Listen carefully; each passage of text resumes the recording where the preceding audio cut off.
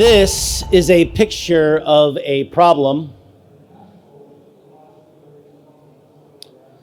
These are the people who have created that problem. This is that problem's manifestation.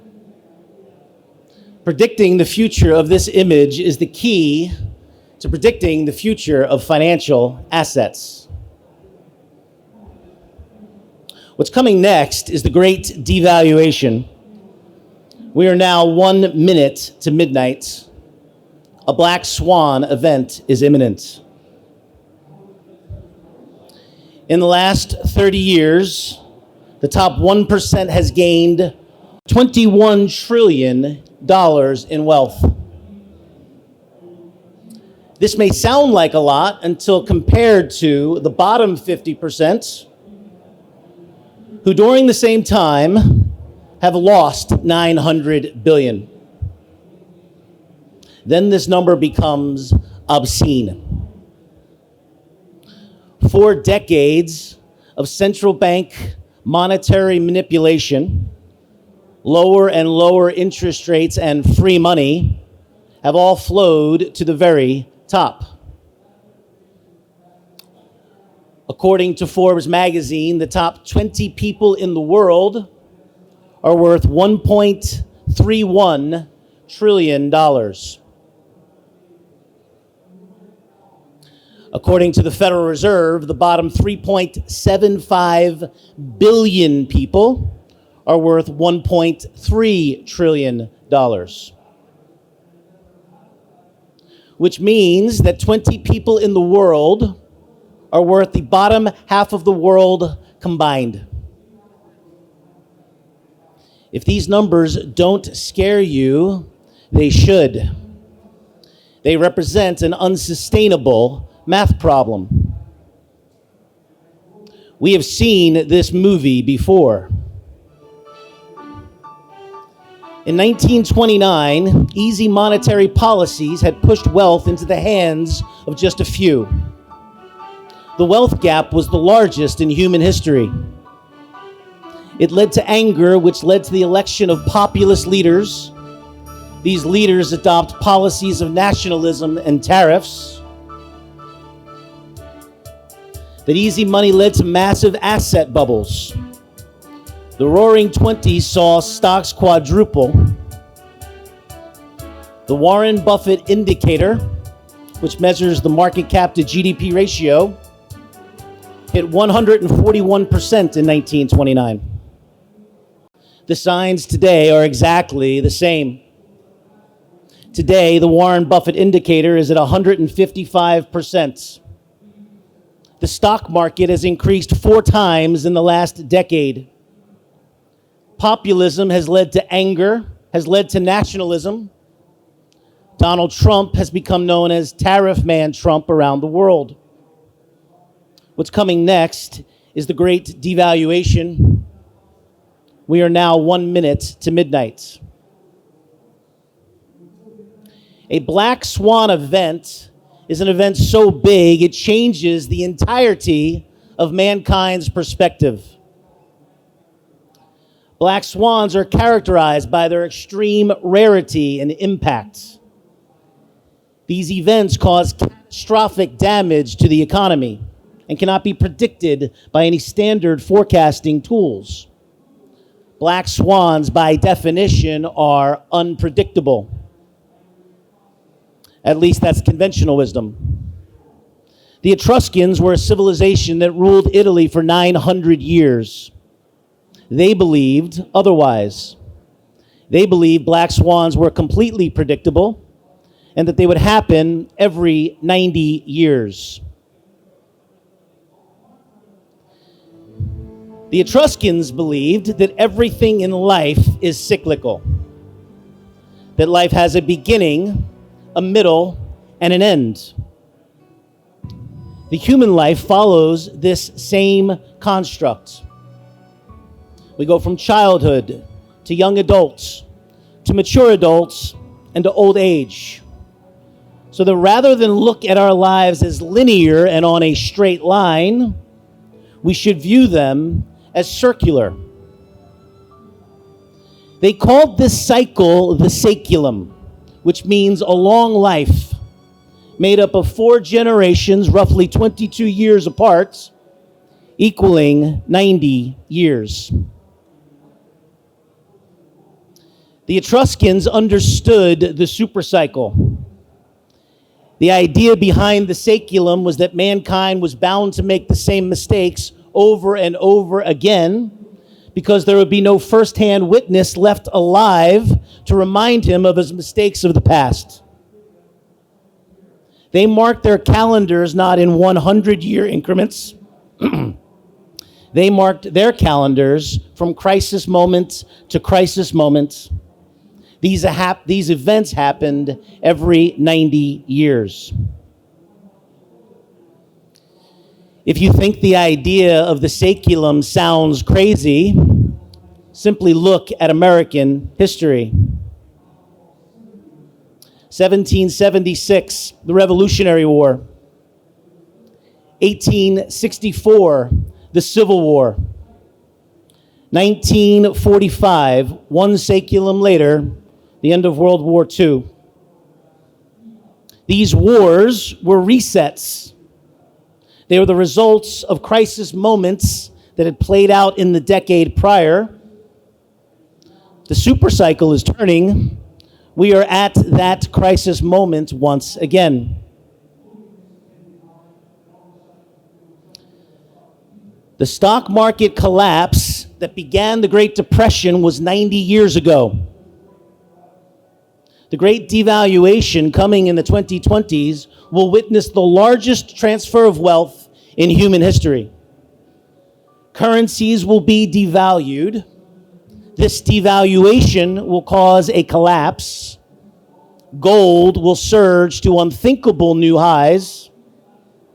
Government actions and regulations will be taken to defend against the depression. In order to really identify the coming black swan, we need to put on the correct lens from which to view the world. There's a very good reason why man continues to make the same mistakes. The problem begins with the human brain. Our brains are designed to recognize concrete things, people, places, objects. Our brains do not comprehend the idea of exponential growth. We are quick to perceive the dramatic.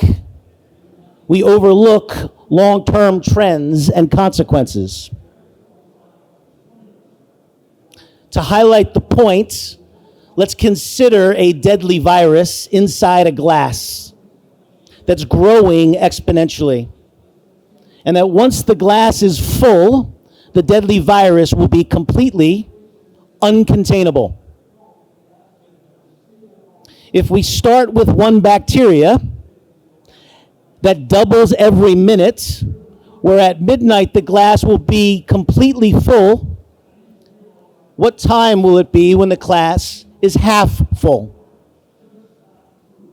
The average person on the street guesses 11:30 p.m. Notice that for the first 55 minutes of the experiments, we don't see anything at all inside the glass. The deadly bacteria are too small. We don't recognize exponential growth because we can't see it. It's only at 5 minutes to midnight we notice anything. It isn't until 1 minute to midnight that we realize the glass is half full. But to our simplistic, concrete minds, half full also means half empty. Even at this late stage, we see the problem as 50% removed. We don't recognize exponential growth as it's occurring. To identify the problem, we've added a curve to the bottom of the experiment. This line is called an asymptote. An asymptote is a curve on an X or Y axis that at some point shoots towards infinity. Once the curve hits the asymptote, it's too late to control. This chart also highlights the second challenge of man. We base our future expectations on our recent experience with the past. So when looking at this problem, we aren't looking at the exponential growth happening before our very eyes. We're looking at the first 95% of the experiment, expecting it to be the same. We do not recognize the doubling occurring before our very eyes. Now, I want to highlight an asymptote, a deadly virus that has now become uncontainable. This is the debt of the United States.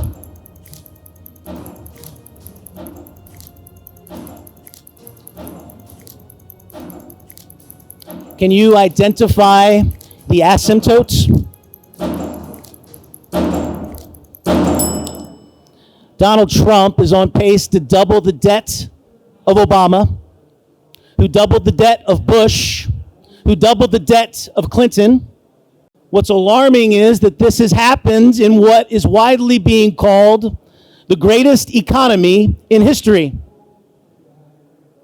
Last year, the United States ran a budget deficit of $1.2 trillion, which begs a very important question. If this is how we run our budgets in the very best of times, how big will our budget deficits become when things become less great?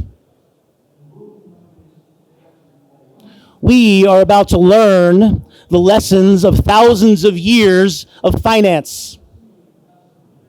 We cannot borrow our way into growth. In fact, at this point, growth becomes an obstacle.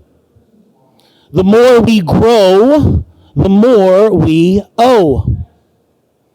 Any organic growth at these levels mean higher interest rates. Higher interest rates mean higher cost to service debt. Any real growth will be immediately knocked down by this higher interest cost.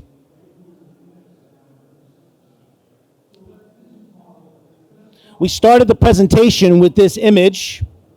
I told you it was the key to understanding the future of financial assets. Pay attention, because we have come full circle. In the 1930s, interest rates averaged 0.63%. By the late 1970s, interest rates had swung to the other side of the pendulum at highs of 20%. We, over the last decade, have had interest rates that have averaged 0.63%. The circle is now complete. Through the process, we learn a few things. Monetary policies are really socialism for the wealthy. They drive wealth into the hands of a few. Fiscal policies do the opposite. Fiscal policy drives wealth away from the few into the hands of the many. The fiscal programs launched in the 1930s continued, and as you can see, by the 1970s, the wealth distribution was the most even in history. Of course, over the last 45 years, we have swung back in the opposite direction. Interest rates again are on the floor. Monetary policy has pushed the wealth back into the hands of a few. Mark Twain famously said, "History may not repeat itself, but it sure does rhyme." If you're trying to predict what comes next, allow history to be your guide. This is where we are today. This is what's coming. Central banks have created an unsustainable math problem. Does this current wealth line look familiar?